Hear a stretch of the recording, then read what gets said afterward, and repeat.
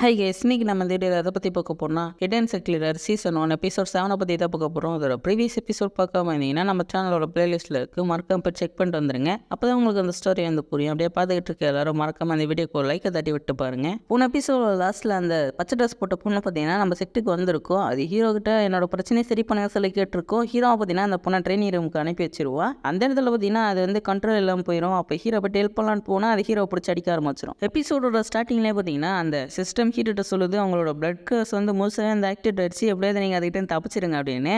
அவளுக்கு பார்த்தீங்கன்னா ஹீரோ ஆயிரம் வந்து அட்டாக் பண்ணுறா. ஹீரோ வந்து என்னை எப்படியாவது காப்பாற்றி சிஸ்டம் அப்படி சொல்லுவானா, ஆனால் சிஸ்டம் ஹெல்ப் பண்ணாது. அதுக்கப்புறம் ஹீரோ பவர் யூஸ் பண்ணால் பார்ப்பா, இருந்தாலும் முடியாது. ஹீரோ பார்த்தீங்கன்னா தத்தி அட்டாக் பண்ணுறா. அதுக்கப்புறம் ஹீரோ அப்படியே அந்த ட்ரைனிங் ரூம்ல வந்து தப்பிச்சு வெளியே வந்துடுவா. வெளியே வந்ததுக்கப்புறம் பார்த்தீங்கன்னா அந்த பொண்ணு ஹீரோ அட்டாக் பண்ணுறதுக்கு வர்றாங்க. அப்படியே ஹீரோ தெரியாமல் தடிக்க அவன் மேலே விழுவான் பாருங்க. அப்படியே அவளை தொட்ட உடனே அவள் உடம்புல இருந்த பிரச்சனை பார்த்தீங்கன்னா அந்த இடத்துல அப்படியே சரியாயிடுது. சரியானதுக்கப்புறம் கேட்குற எப்படி எனக்கு சரியாச்சு. நான் அப்போ ஹீரோ சொல்கிறேன், நான் தான் உடம்புல இருந்த அந்த பிளட் காசை வந்து ரிமூவ் பண்ணேன். அவள் ரொம்ப நன்றி சொல்லுவாள். அதுக்கப்புறம் ஹீரோ அவட்ட கேட்குறேன், வந்து என்னோட ஸ்டூடெண்ட்டாக சேர்ந்துக்கிறியா அப்படின்னு. உடனே பார்த்தீங்கன்னா ஒரு ஸ்டூடெண்ட்டாக சேர்ந்துக்கிறா. ஹீரோக்கு இப்போ தான் நிம்மதியாக இருக்குது, எப்போ ஒரு வழியாக அந்த மிஷன் முடிஞ்சிச்சிரா அப்படின்னு. ஸ்டூடெண்ட்டை தேர்ந்தெடுக்கிறது இவ்வளோ கஷ்டமாக இருக்குன்னு சொல்லிக்கிட்டு இருப்பேன். அதுக்கப்புறம் மறுநாள் ஆகிடுது. ஹீரோ ஜாலியாக போய்கிட்டு இருப்பான். அதுக்கப்புறம் பார்த்தீங்கன்னா அந்த ரிவார்டை வந்து அந்த சிஸ்டத்துக்கிட்ட கேட்குறான். அந்த சிஸ்டம் ஒரு லைப்ரரி தான் வந்து கொடுக்கும். அந்த லைப்ரரி பார்க்கறதுக்கே லம்மா தூண்டு இருக்கும். ஹீரோ கேட்குறான், எதுக்கு இது இவ்வளோ சின்னதாக இருக்குது சிஸ்டம் அப்படின்னு. அப்போ சிஸ்டம் சொல்லுது, வெளியே இருந்து பார்க்க தான் அப்படி, நீங்கள் உள்ளே போய் பாருங்க அப்படின்னு. அதுக்கப்புறம் ஹீரோ அதுக்குள்ளே வந்து போகிறான். உள்ளே போய் பார்த்தா ரொம்ப பெருசாக இருக்குது. ஹீரோக்கெல்லாம் பயங்கர சக். சிஸ்டம் என்ன மன்னிச்சிரு, நான் உன்னை திட்டிட்டு அப்படிலாம் ஹீரோ சொல்லிக்கிட்டு இருக்கேன். எனக்கு எக்கச்சக்கமான புக்ஸ் இருக்கும். அப்படியே ஹீரோ போயிட்டு அங்கே இருக்கிற புக்கெல்லாம் வந்து எடுத்து பார்ப்போம்னா அது ஃபுல்லாக பார்த்தீங்கன்னா எம்டியாக இருக்குது. அப்படியே ஒன்று எடுத்து பார்ப்போம், எல்லாமே எம்டியாக இருக்குது. கடைசியாக மேலே இருக்கிற ஃப்ளோரில் போயிட்டு எடுத்து பார்ப்போம்,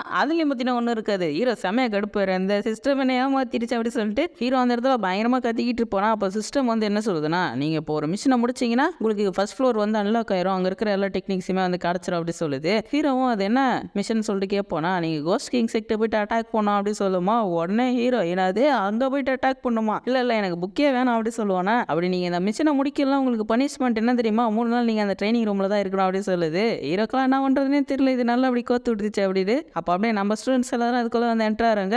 நம்ம மாஸ்டர் பற்றி நம்மளுக்கு லைப்ரரிலாம் கட்டியிருக்காது அப்படி சொல்லிட்டு எல்லாரும் போயிட்டு புக்கெல்லாம் திறந்து பார்த்தா ஒன்றுமே காணும். எந்த இடத்துலையும் ஒன்றுமே காணலாம். பயங்கர கடுப்பில் இருப்பாங்க. ஹீரோ வந்து தேடிக்கிட்டு இருப்பாங்க. அப்போ ஹீரோ அவன் கிட்ட போயிட்டு உங்களோட பவர் லெவலில் எவ்வளோடா இருக்குது அப்படி சொல்லிட்டு கேட்குறான். ஒருத்தனா பார்த்தீங்கன்னா அவன் இருக்கிற லெவலில் வந்து சொல்லிக்கிட்டு இருப்பானுங்க. அப்போ ஹீரோ யோசிக்கிறான், இதை யூஸ் பண்ணி கோஸ்ட் கிங் செக்டர்லாம் அட்டாக் பண்ண முடியாது, இவனுக்கு இன்னும் பவர்ஃபுல்லாக மாற்றணுமே அப்படின்னு. ஹீரோ அவனுக்கிட்ட சொல்கிறாண்டே, இதுக்கப்புறம் நீங்கள் பயங்கரமாக வந்து கஷ்டப்பட்டு பவர்ஸை இன்க்ரீஸ் பண்ணோம் அப்படின்னு. அவங்களும் ஓகே சொல்லிடுவாங்களா. அதுக்கப்புறம் மறுநாள் ஆகிடுது. ஹீரோ பார்த்தீங்கன்னா வெளியே இருப்பான். அந்த இடத்துக்கு பார்த்தீங்கன்னா அந்த 4வது ஸ்டூடெண்ட் வரான். ஹீரோ அவன்கிட்ட கேட்குறான், என்னடா யாரையுமே காணோம், இவ்வளோ டைம் ஆயிடுச்சு, ஏன் யாருமே ப்ராக்டிஸ் பண்ணுறதுக்கு வரல அப்படி சொல்லிட்டு கேட்குறான். 4th ஸ்டூடெண்ட் சொல்கிறான், மாஸ்டர் நீங்கள் வந்து பவர்ஸை இன்க்ரீஸ் பண்ண சொன்னீங்கல்ல, அதனால எல்லாருமே அப்படியே நைட்டு புகழும் உட்காந்து பவர்ஸை பயங்கரமாக இன்க்ரீஸ் பண்ணிக்கிட்டு இருக்காங்க, அதான் யாருமே என்ன ப்ராக்டிஸ் பண்ணுறதுக்கு வரல அப்படின்னு சொல்லுவானா. ஹீரோக்கு இதை கேட்கும் போது பயங்கர வந்து சோப்பு போயிடுது. பரவாயில்ல, நம்ம சொன்னதை கேட்டு எல்லாம் பயங்கரமாக பவர்ஸை இன்க்ரீஸ் பண்ணுறாங்க அப்படின்னு. அப்போ ஹீரோ பயங்கர சந்தோஷமாக இருப்போனா. அதுக்கு பார்த்தீங்கன்னா சிஸ்டம் வந்து நீங்கள் ரொம்ப சந்தோஷமாக இருக்கிறீங்க, அதனால் உங்களுக்கு வந்து பனிஷ்மெண்ட் கொடுக்கப்படும் அப்படி சொல்லுது. ஹீரோக்கு கடுப்பாக போயிடுது, இன்னத்துக்கு இதுக்கெல்லாம் பனிஷ்மெண்ட் கொடுக்குது அப்படின்னு. அப்படியே நம்ம ஸ்டூடெண்ட்ஸ் எல்லாரும் பார்த்தீங்கன்னா ஹீரோ பற்றி அந்த இடத்துல பெருமையாக சொல்லிக்கிட்டு இருக்காங்க. ஒருத்தர் ஒரு விதமாக அப்படியே பெருமையாக சொல்லுவாங்களா. இதெல்லாம் கேட்கும் போது ஹீரோக்கு அப்படியே பயங்கர சந்தோஷமாக இருக்குது. அப்போ ஹீரோ என்ன முடிவு பண்ணுறேன்னா, அவங்களுக்கு கோஸ்ட் கிங் செக்டர் கூட்டு போகக்கூடாது, நம்மளே வந்து அதுக்கு பதிலாக பனிஷ்மெண்ட்டே வந்து அக்செப்ட் பண்ணிக்கலாம் அப்படின்னு சொல்லிட்டு ஹீரோ அந்த ட்ரைனிங் ரூமுக்குள்ளே போகிறான். போன உடனே பார்த்தீங்கன்னா அவனை பிடிச்சி பொழக்க ஆரம்பிச்சிருக்காங்க. உடனே ஹீரோ வெளியே வந்துடலாம், இல்லை அவங்கள நம்ம கோஸ்ட் கிங் செக்டர் கூட்டு போய் சண்டையாக போகலாம் அப்படின்னு. அப்படியே ஹீரோ போயிட்டு அவன்கிட்ட எல்லாத்தையும் சொல்கிறான், நம்ம கோஸ்ட் கிங் செக்டர் அட்டாக் பண்ண போகிறோம் அப்படின்னு. சொன்ன உடனே அவங்க எல்லாரும் பார்த்தீங்கன்னா அப்படியே ஓகே சொல்லிடுறாங்க. ஹீரோக்கு சக்கா போயிடுச்சுன்னா சொன்ன உடனே ஓகே சொல்லிட்டாங்கன்னு. அவங்க எல்லாருமே மோசமான ஆளுங்க, அவங்களாம் ஈவில் பீப்புள்ஸ், அவங்களாம் அடிச்சு காலி பண்ணோம், அவங்க மக்களை துன்புறுத்துறாங்க அப்படிலாம் சொல்லிக்கிட்டு இருப்பாங்க. சடனாக என்ன சொல்லிடுறாங்க, மாஸ்டர் நீங்கள் போயிட்டு அட்டாக் பண்ணுங்க, நாங்கள் தூரமாக இன்னும் வேடிக்கை பார்க்குறோம், ஏன்னா நாங்கள் சண்டைக்கு நடுவில் வந்தோன்னா உங்களுக்கு தான் தேவையில்லாம பிரச்சனை அப்படி சொல்லுவானுங்களா. ஹீரோக்கு சக்கா போயிடுது, நான் சாகிறது நீங்கள் ஜாலியாக நீ வேடிக்கை பார்க்க போறீங்களா அப்படின்னு. அப்போ ஹீரோ என்ன சொல்லுவோன்னா, இந்த டைம் என்னோட பவர்ஸ் என்னால் யூஸ் பண்ண முடியாது, நீங்கள் தான் வந்து சண்டை போன அப்படி சொல்லிடுறேன். ஹீரோ இப்படி சொன்னோன்னே அவங்களால யோசிக்க ஆரம்பிச்சிட்டாங்க, என்னடா மாஸ்டர் எப்படி சொல்லிட்டாரு அப்படின்னு. அப்போ ஹீரோ என்ன சொல்லுவானா, டே நீங்களாம் எப்படா பவர்ஸ் இன்க்ரீஸ் பண்ணுறது, உங்களுக்கு எப்போ எக்ஸ்பீரியன்ஸ் கிடைக்கும், நீங்கள் இந்த மாதிரி போயிட்டு நேரம் சண்டை போட்டிங்கன்னா தான் நிறைய எக்ஸ்பீரியன்ஸ் கிடைக்கும், நல்லா வந்து திறமசாலியாகவும் பவர்ஃபுல்லாக மாறப்படும் அப்படி சொல்கிறேன். அந்த கோஸ்ட் கிங் செக்டர் எட்டு பார்த்தீங்கன்னா அவனோட ஆளுங்களை பிடிச்சி போட்டு தள்ளிட்டு இருக்க. உங்களுக்கு எவ்வளோ தைரியம் இருந்தால் இம்மோட்டல் செக்டர் அழிக்காமல் அவனுக்கிட்ட தப்பிச்சு வந்திருப்பீங்க. ஆனால் அதில் ஒருத்த மட்டும் என்ன மன்னிச்சிருங்க மாஸ்டர், இந்த வாட்டி அவங்களை போட்டு தள்ளிடு அப்படி சொல்லி தப்பிச்சிருவா. அப்படியே நம்பால எல்லாருமே போட்டில் தான் வந்து போய்கிட்டு இருக்காங்க, அந்த பறக்கிற போட்டில். போர்டில் ஹீரோ அப்போ தான் சந்தோஷமாக இருக்கா, எப்போ இந்த வாட்டி நடக்காமல் எப்படி அந்த பறக்கிற போர்டில் போய்கிட்டு இருக்கா அப்படின்னு. அப்போ அந்த இடத்துல பார்த்தீங்கன்னா கீழே நிறைய பேர் வந்து இறந்து போயிருக்காங்க. அதுக்கெல்லாம் காரணமே அந்த கோஸ்ட் கிங் செக்ட் தானா. நம்ம எல்லாம் அப்படியே பயங்கரமாக வந்து கடுப்பேறனுங்க. அந்த கோஸ்ட் கிங் செக்ட் ஏன்டா இவ்வளோ இருக்கானுங்க, அதில் கண்டிப்பாக நீங்கள் சும்மா விடக்கூடாது, மொத்த செக்டை நீங்கள் முடிச்சு கட்டணும் அவ்வளோ சொல்லிட்டு பேசிக்கிட்டு இருக்கானுங்க. அப்போ ஹீரோ பார்த்தீங்கன்னா அவங்களுக்கு மோட்டிவேஷனல் ஸ்பீச்லாம் அந்த இடத்துல வந்து கொடுக்குறான். அப்படி கொடுக்கும்போது ஹீரோ யோசிக்கிறான், என்னால் இவங்க கூட வந்து சண்டை போட முடியாமல் போயிடுச்சு அப்படின்னு. ஏன்னா ஹீரோவில் பார்த்தீங்கன்னா பவர் யூஸ் பண்ண முடியாது இல்லையா. இவங்களும் கோஸ்ட் கிங் செக்டை வந்து ரீச் பண்ணிடுறாங்க. அந்த செக்டில் பார்த்தீங்கன்னா ஒரு சிலர் கைதியாக பிடிச்சி கூட்டிகிட்டு வந்துருக்கானுங்க. அதில் ஒரு சின்ன பொண்ணுமே வந்து இருக்கிறா. அப்போ அப்படியே மேலே அந்த போட் பறந்து வரத்தை இவங்க எல்லாருமே வந்து பார்க்குறாங்க, ஏதோ போட்டு பறந்து வருது அப்படின்னு. அப்போ ஹீரோ நம்மளுக்கிட்டலாம் என்ன சொல்லுவோம்னா, நீங்கள் எடுத்து ட்ரைனிங் எல்லாத்தையும் இப்போ காட்ட வேண்டிய நேரம் வந்துருச்சு, உங்களோட திறமையை காட்டுங்க அப்படிலாம் சொல்லிக்கிட்டு இருக்கா.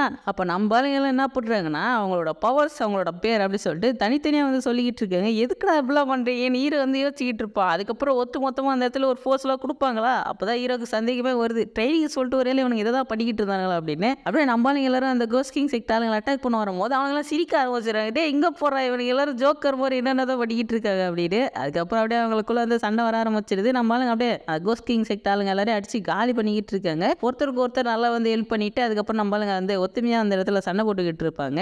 அதுலேயும் நம்ம லின்னு போயா இருக்கான் பார்த்தீங்கன்னா, அவன் வில்லத்தனமாக சிரிச்சுக்கிட்டே தாங்க அந்த எனிமிஸ் எல்லாம் அடிச்சு காலி பண்ணிக்கிட்டு இருப்பா. எனக்கு தெரிஞ்ச அந்த வில்லத்தனமான சிரிப்பு அவனை விட்டு போகாத போல. அப்படி சண்டை பயங்கரமாக போய்கிட்டு இருக்கும் போது ஹீரோ இருந்தால் இல்லையா, அந்த போட்டுக்கு 2 பேர் வந்துருவாங்க. நம்ம ஹீரோவை அட்டாக் பண்ணுற மாதிரி போயிட்டு அந்த போட்டை விட்டு எகிரி கீழே குதிச்சிடுற. அப்போ நம்ம பிரின்ஸ் பார்த்தீங்கன்னா அந்த இடத்துல வேற லெவலில் வேகமாக அப்படியே எல்லாரும் அடிச்சு காலி பண்ணிக்கிட்டு இருக்கா. அப்படி அடிச்சு காலி பண்ணிட்டு பிரின்ஸ் என்ன சொல்லுவோம்னா, டே நீங்கள் எல்லாரும் பயங்கர வீக்காக இருக்கிறீங்க, எனக்கு ஈக்குவலாக எவனுமே இல்லை அப்படி சொல்லிக்கிட்டு இருக்கேன். அப்போ இந்த பொண்ணு இருக்கா இல்லையா, எவ்வளோ பார்த்தீங்கன்னா அந்த இடத்துல பயங்கரமாக வந்து சண்டை போட்டுக்கிட்டு இருக்காங்க. வேறு லெவல் பவர்ஃபுல்லாக இருக்கா இவ. இந்த கோஸ்ட் கிங் செக்ட் தான் பார்த்தீங்கன்னா அந்த பொண்ணோட ஃபேமிலியே வந்து மொத்தமாக காலி பண்ணுது. அதனால் இவங்க மேலே அவள் செம கடுப்பில் இருப்பா. அந்த கோஸ்ட் கிங் செக்டோட எல்டர் இருக்கா இல்லையா, அவன் என்ன சொல்கிறான்னா, பரவாயில்லையம்மா அவங்ககிட்ட கொஞ்சம் திறமெல்லாம் இருக்குது, நான் உன்னை பார்க்கும்போது நீ ரொம்ப வீக்காக இருந்த, கொஞ்சம் நாள் இவ்வளோ பவர்ஃபுல்லாக மாறிட்டியா அப்படி சொல்லிக்கிட்டு இருக்கா. அவள் பார்த்தீங்கன்னா உன்னை நீங்கள் கொல்லாம் வர மாட்டேற அப்படி சொல்லிட்டு சண்டைக்கு போகிறா. ஹீரோ ஒரு இடத்துல பயந்து ஒழிஞ்சிக்கிட்டு இருப்பானா. அப்போ அந்த இடத்துல ஒரு குட்டி பொண்ணு ஹெல்ப் பண்ண சொல்லி வந்து கேட்டுக்கிட்டு இருக்கிறா. அப்படியே இந்த பொண்ணு பார்த்தீங்கன்னா அந்த கோஸ்ட் கிங் செக்டோட எல்டர் கூட பயங்கரமாக சண்டை போட்டுக்கிட்டு இருக்கா. அவனும் பார்த்தீங்கன்னா சாதாரண ஆள் இல்லை, அவனும் பயங்கர பவர்ஃபுல்லாக தான் இருக்கா. 2 பேருக்குள்ளே சண்டை வேற லெவலில் வந்து போய்கிட்டு இருக்கு. அவன் அந்த பொண்ணு பயங்கரமாக வந்து அட்டாக் பண்ணிடுறான். ரொம்ப டேமேஜ் கொடுத்து அந்த பொண்ணை கொல்லலாம்னு சொல்லிட்டு போகிறான். அந்த டைமில் பார்த்தீங்கன்னா உடம்புக்குள்ளே இருந்து ஃபீனிக்ஸ் பார்த்தீங்கன்னா வெளியே வந்துடுது. அது வெளியே வந்து அவனை பயங்கரமாக அட்டாக் பண்ணால் எவ்வளோ பார்த்தீங்கன்னா அப்படியே சாலிஸ் பண்ணி அவனை அட்டாக் பண்ணிடுற. அதுக்கப்புறம் கடைசியாக செத்து போட அப்படியே சொல்லிட்டு அவனை போட்டு தள்ள. அவனை பார்த்தீங்கன்னா அப்படியே அந்த இடத்துல வந்து இறந்து போயிடறான். ஹீரோ அந்த குட்டி பொண்ணை தூக்கிட்டு அங்கேயும் இங்கேயும் ஓடிக்கிட்டு இருப்பேன். ஆனால் அந்த இடமே எடுத்து விழுந்துக்கிட்டு இருக்கோம். என்னடான்னு பார்த்தா அந்த இடத்துக்கு பார்த்தீங்கன்னா அந்த கோஸ்ட் கிங் செக்டோட ஹெட்டே வந்துடுறான். அவன் என்ன கேட்பானா, யாரா என்னோட செக்டை அட்டாக் பண்ணுறது அப்படின்ற மாதிரி கேட்குறா. அப்போ ஹீரோ அவன்கிட்ட என்ன சொல்கிறான், அது நான் கிடையாதுங்க, நான் இங்கே உயிர் பொழைக்கிறதுக்கு இப்படி ஓடிக்கிட்டு இருந்தேன் அப்படி சொல்லுவேன்னா. அந்த இடத்துக்கு நம்ம ஃபர்ஸ்ட் ஸ்டூடெண்ட் வந்து மாஸ்டர் மொத்த செக்டி காலி பண்ணிட்டா அப்படி சொல்லிட்டு மாட்டி விட்டாரா.